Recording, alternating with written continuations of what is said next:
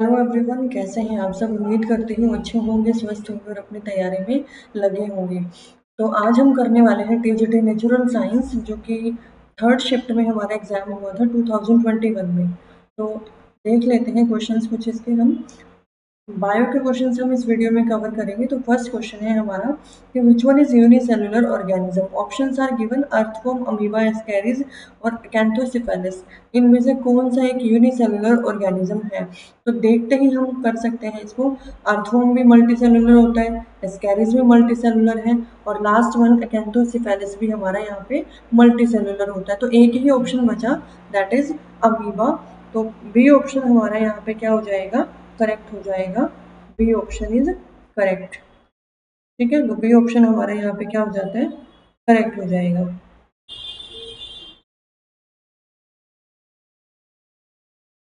Next है grave disease caused due to hyper secretion of hormone. Of which hormone, कौन से hormone की वजह से ग्रेव डिजीज होती है। तो ये जो ग्रेव डिजीज है ये थायराइड हार्मोन की वजह से होती है। ठीक है, थायराइड हार्मोन के कारण ये डिजीज होती है। और ये थायराइड हार्मोन जो है कहाँ मीन्स, जो थायराइड हार्मोन हमारे जो गले में पैराथायराइड थायराइड ग्लैंड्स होती हैं वो रिलीज करती है। ठीक है, जब ये ज़्यादा अमाउंट में रिलीज होता है थायराइड हार्मोन, तब ये ग्रेव डिजीज जो है हमें होती है। नेक्स्ट है Addison disease caused due to hyper secretion of. Addison disease कब होती है, ये डिजीज हमें कब होती है, जब एल्डोस्टेरोन एल्डोस्टेरोन जो है इनफ अमाउंट में रिलीज नहीं हो पाता। और ये एल्डोस्टेरोन हार्मोन रिलीज कहाँ से होता है, ये रिलीज होता है एड्रेनल ग्लैंड से, जो कि किडनी के ऊपर हमारी ग्लैंड होती है ना, वहाँ से रिलीज होता है। जब ये प्रॉपर अमाउंट में रिलीज नहीं हो पाता, तब ये वाली डिजीज जो है हमारी बॉडी में होती है। इससे होता क्या है, हमारा जो बीपी है, ब्लड प्रेशर है, वो बहुत डाउन हो जाता है। मीन्स बीपी जो है वो बिल्कुल मीन्स जैसे जो नॉर्मल होता है ना 120 एंड 80, उससे नॉर्मल नॉर्मल से थोड़ा लेवल जो है कम आ जाता है बीपी का। तो बीपी कम होने के चांसेस किसकी वजह से होते हैं, एल्डोस्टेरोन हार्मोन्स की कमी के कारण। जब एल्डोस्टेरोन प्रॉपर बॉडी में नहीं बन पाता है तब हमारा बीपी डाउन होता है। Which of the following crop is a major source of carbohydrate for energy requirement. तो एनर्जी रिक्वायरमेंट के लिए इनमें से कौन सा अच्छा सोर्स है। अकॉर्डिंग टू ऑप्शन अगर देखें तो हमारा जो फर्स्ट ऑप्शन है दैट इज ज्वार, ये जो है करेक्ट ऑप्शन हो जाएगा। नेक्स्ट है light enters the eye through the thin membrane called. ऐसे कौन सी थिन मेम्ब्रेन है जिसके थ्रू लाइट हमारी आईज में एंट्री करती है। तो एक्वस ह्यूमर, रेटिना, कॉर्निया और विट्रस ह्यूमर, इसमें करेक्ट ऑप्शन हो जाता है C, that is cornea. Which part of the eye is a dark muscular diaphragm that control the size of pupil। ये क्वेश्चन रिपीटेड है, ये हमने जो क्लास 1 में किया था पेपर उसमें भी आया था, और अब यहाँ पे इसी क्वेश्चन को दूसरे तरीके से पूछ लिया है। तो इसमें आंसर हो जाएगा C, that is iris. Which of the following is kharif crop. Kharif crop उनमें से कौन सी है, बार्ले है, मसूर है या फिर पोटैटो और सनफ्लावर। तो सनफ्लावर आएगा इसका answer.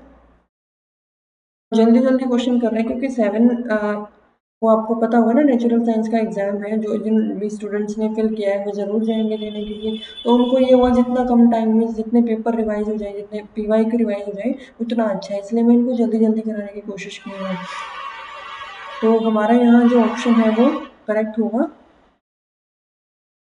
It is D, sunflower. ये जो है वैसे तो गर्मियों में सर्दियों में हमेशा होते हैं, लेकिन खरीफ क्रॉप्स हैं क्योंकि गर्मियों के टाइम पे सॉरी, सनफ्लावर जो है वो खरीफ क्रॉप्स हैं क्योंकि ये जो है एक जो बीच का मौसम होता है ना, जायद जिसको बोलते हैं, उन दिनों में इसका जो फ्लावर है वो बड़े साइज का होता है। इसके जो सीड्स है वो भी अच्छे मीन्स साइज उसका जो है वो प्रॉपर एक अच्छी क्वांटिटी उसमें अच्छा न्यूट्रिएंट उसके अंदर होता है।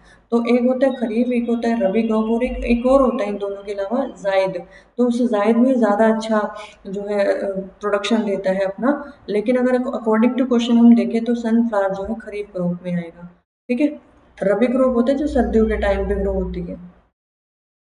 Which part of the cell nucleus is the information source for making protein. तो प्रोटीन बनता है, कहाँ से बनता है प्रोटीन। देखो सबसे पहले क्या होता है, रेप्लिकेशन।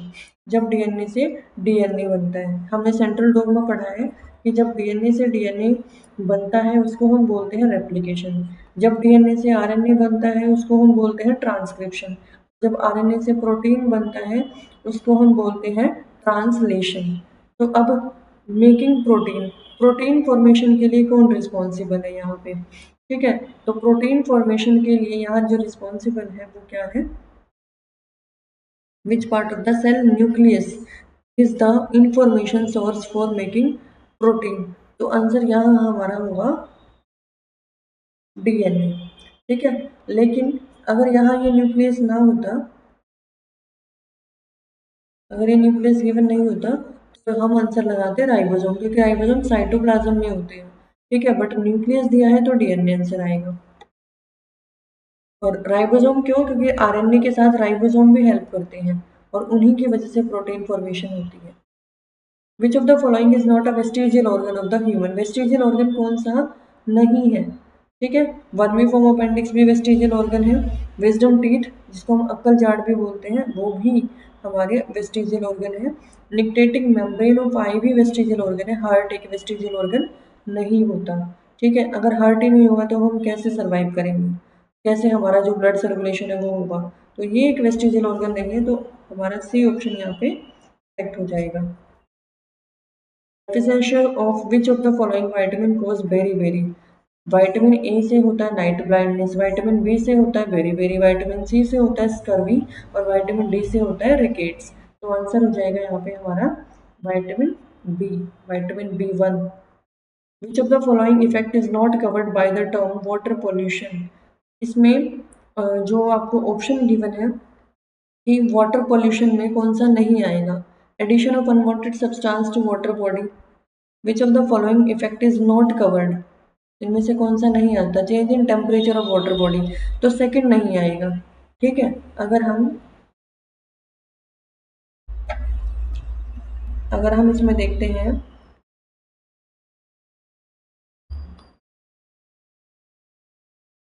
तो वाटर बॉडीज में जब अनवांटेड चीज़ें जाएंगी तो पोल्यूशन होगा, तो ये तो आएगा। लेकिन अगर टेम्परेचर चेंज करें तो इससे उस पे उसकी पोल्यूशन पे क्या इफेक्ट पड़ेगा? यहाँ सेकंड ऑप्शन करेक्ट होगा, बट आई डोंट नो कि जो इसका आंसर की है उसमें नीदर वन और नीदर टू गिवन है। क्या मेरे अकॉर्डिंग इसका जो है टू होना चाहिए, बट आंसर की में इसका नीदर वन और टू गिवन है, तो आप देख लेना आपके अकॉर्डिंग क्या होना चाहिए। A gene is relatively short length of DNA that code for, तो डीएनए में जो जीन होता है मीन्स उसकी जो एक शॉर्ट लेंथ है वो जीन को रिप्रेजेंट करती है। तो ये जो जीन है ये किस लिए होती है? Gene is relatively short length of DNA that code for a protein. हमने अभी पढ़ा था ना, डीएनए से आरएनए बनता है और आरएनए से प्रोटीन बनता है, तो फाइनल प्रोडक्ट हमारा प्रोटीन होता है। डी ऑप्शन करेक्ट हो जाएगा। Which of the following is plant hormone inhibits growth? अब दो तरह के हॉर्मोन्स होते हैं, एक जो प्लांट की ग्रोथ को प्रमोट करते हैं और एक होता है जो प्लांट की ग्रोथ को सप्रेस करते हैं, मीन्स उसको रोकते हैं। तो ऑक्सिन, साइटोकाइन और जिब्रेलिन ये तीनों ही प्रमोटर हैं, लेकिन एब्सिसिक एसिड और इथाइलिन ये क्या होते हैं? ये सप्रेसिव हॉर्मोन्स हैं प्लांट के अंदर। इनको फाइटो हार्मोन भी बोलते हैं, क्योंकि प्लांट हार्मोन है, फाइटो मतलब प्लांट, ठीक है, फाइटो हार्मोन्स। आंसर करेक्ट हो जाएगा यहाँ पे हमारा B, abscisic acid. Which of the following is not a way how insect pest attack the plant? Insect pest means जैसे प्लांट्स पे जो पेस्ट होते हैं, इंसेक्ट होता है, कीड़ा वगैरह लग जाता है, तो वो इनमें से कौन सा नहीं आएगा? दे ब्लॉक द स्टोमेटा, वो स्टोमेटा को ब्लॉक कर देते हैं जिससे फोटोसिंथेसिस नहीं हो पाती। They cut the root, stem and leaf, second हो सकता है। They bore into stem and fruit, फलों में छेद कर देता है, ये भी हो सकता है। दे सक द सेल सेप, ये भी हो सकता है। तो फर्स्ट ऑप्शन यहाँ पे हमारा नहीं होगा, फर्स्ट ऑप्शन जो है इनकरेक्ट हो जाएगा। ठीक है, in what veg can carbon dioxide be used? Carbon dioxide use हम कैसे कर सकते हैं? फूड प्रिजर्वेशन में या फिर रेफ्रिजरेटर में, दोनों में ही हो सकता है। ठीक है, तो ये हमारा ऑप्शन क्या हो जाएगा? 1 और 2। कार्बन डाइऑक्साइड जैसे कई बार हम यूज करते हैं ना, डफ वगैरह, हमारा 12th क्लास में चैप्टर है। माइक्रोब्स इन ह्यूमन वेलफेयर, उसमें हम पढ़ते हैं कि कार्बन डाइऑक्साइड कैसे रिलीज होती है। डफ में इडली का जो आटा होता है उसमें भी कार्बन डाइऑक्साइड रिलीज होती है। फर्मेंटेशन में हम पढ़ते हैं, तो दोनों ही आ जाएंगे, रेफ्रिजरेटर फ्रिज के अंदर भी, ठीक है। तो दोनों ही ये जो है आंसर में हो जाएंगे, बोथ 1 and 2 आ जाएगा answer. What is the peripheral nervous system made up of? Peripheral nervous system में क्या क्या आता है? पेरिफेरल नर्वस सिस्टम दो तरह का नर्वस सिस्टम है, सेंट्रल नर्वस सिस्टम और पेरिफेरल नर्वस सिस्टम। तो सेंट्रल में तो हमारा जो ब्रेन है वो आ जाएगा, ठीक है। और मीन्स हमारा जो ये वाला पार्ट है सेंट्रल नर्वस सिस्टम, ये आता है इसमें। लेकिन पेरिफेरल में क्या आता है, बॉडी का भी आता है, बॉडी के साथ कनेक्ट करने वाली जो न्यूरॉन्स होती है वो भी आती है। तो इसमें हमारी क्रेनियल नर्व्स आ जाएंगी, ठीक है। डी ऑप्शन करेक्ट है हमारा यहाँ पे।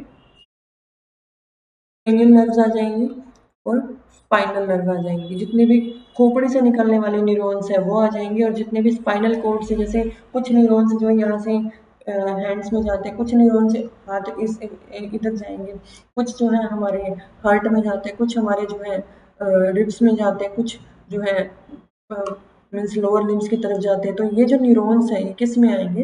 ये पेरिफेरल नर्वस सिस्टम में आएंगे। इसके बाद नेक्स्ट क्वेश्चन आता है,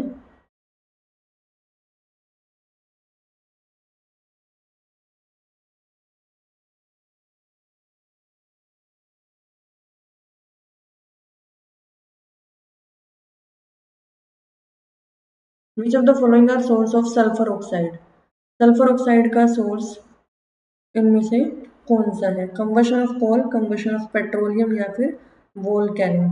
तो ये तीनों ही जो है सल्फर ऑक्साइड के सोर्स हैं।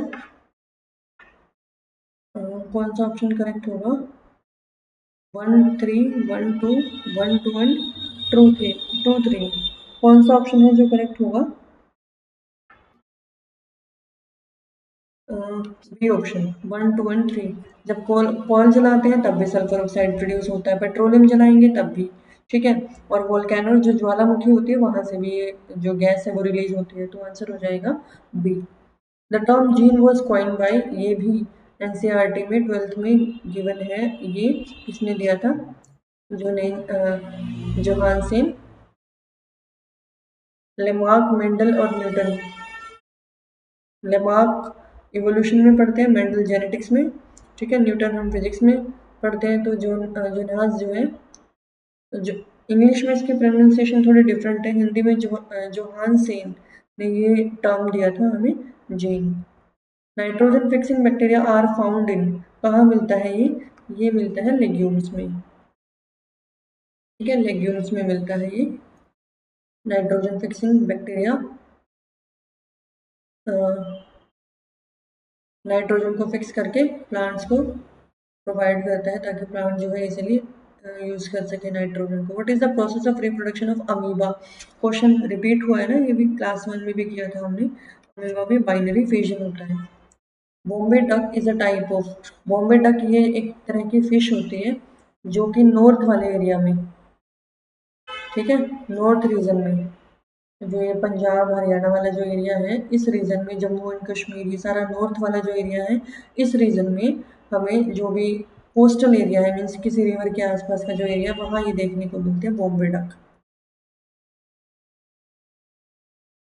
All involuntary actions like blood pressure, salivation, and vomiting are controlled by located in the hindbrain. Involuntary action कौन से एक्शन होते हैं?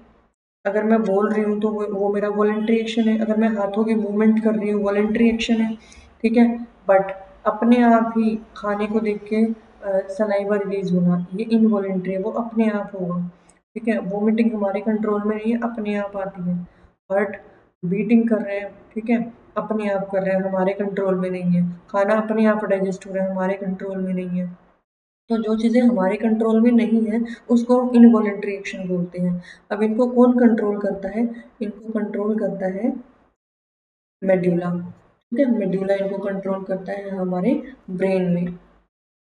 What is the light sensitive screen of the I cold? Light sensitive इनमें से retina होता है, retina. Which of the following statement is incorrect?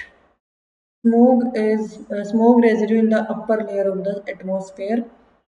Smoke is formed by temperature inversion or thermal inversion. Exposure to smoke causes respiratory problem.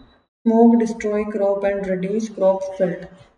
तो according to option अगर देखा जाए तो ये जो है फर्स्ट ऑप्शन ही इसका इनकरेक्ट होगा।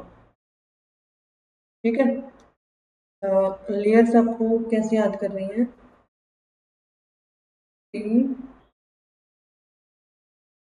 S M H, troposphere, stratosphere, mesosphere, thermosphere. ये फर्स्ट लेयर है, ये सेकंड लेयर है, ये थर्ड लेयर है, ये फोर्थ लेयर है। ठीक है, तो ट्रोपोस्फेयर में तो स्मोक नहीं होता, इसलिए फर्स्ट लेयर में in the upper layer of the atmosphere, तो एटमोस्फेयर से ऊपर तो ट्रोपोस्फेयर ही है ना, इसमें तो नहीं होगा, ये फर्स्ट ऑप्शन इज इनकरेक्ट हो जाएगा। Which of the following is considered to be the purest form of water? Purest, ये भी रिपीटेड क्वेश्चन है, क्लास 1 में भी हमने किया था इसको, है ना। तो इसमें रिवर वाटर ही आएगा। अगर पॉल्यूशन होगा, जैसे पॉल्यूशन अगर होता है उसके साथ रिएक्शन करेगी और क्या हो जाएगा, एसिड रेन बन जाएगी। तो हमारा आंसर क्या हो जाएगा, रेन वाटर। रेन वाटर जब रिएक्ट करता है केमिकल्स के साथ, पॉल्यूटेंट के साथ, तो ये एसिड रेन बना देता है। Pure form rain water. Eichhornia crassipes is also known as, क्या बोलते हैं इसको, world most problematic aquatic weed है ये। टेरर ऑफ बंगाल है, दोनों ही है, तो 1 और 2 दोनों हो जाएंगे। क्यों है टेरर ऑफ बंगाल ये? क्योंकि ये जो है ऑक्सीजन को कंज्यूम कर लेते हैं, पानी में जितने भी ऑक्सीजन होते हैं उसको ये कंज्यूम कर लेते हैं। अब सारे ऑक्सीजन को ये कंज्यूम कर लेगा तो जो और दूसरे एक्वेटिक ऑर्गेनिज्म होंगे उनका क्या होगा, वो मर जाएंगे बिना ऑक्सीजन के। तो इसलिए ये जो है एक मोस्ट प्रॉब्लमेटिक वीड है, तो आंसर सी यहाँ पे करेक्ट हो जाएगा। Which of the following layer of atmosphere is closest to the earth? Earth के सबसे पास, अभी मैंने बताया था सबसे पहले जो है ट्रोपोस्फेयर, फिर जो है स्ट्रेटोस्फेयर, फिर मेजोस्फेयर और लास्ट में थर्मोस्फेयर आता है। तो सबसे पहले यहाँ आंसर हो जाएगा ट्रोपोस्फेयर।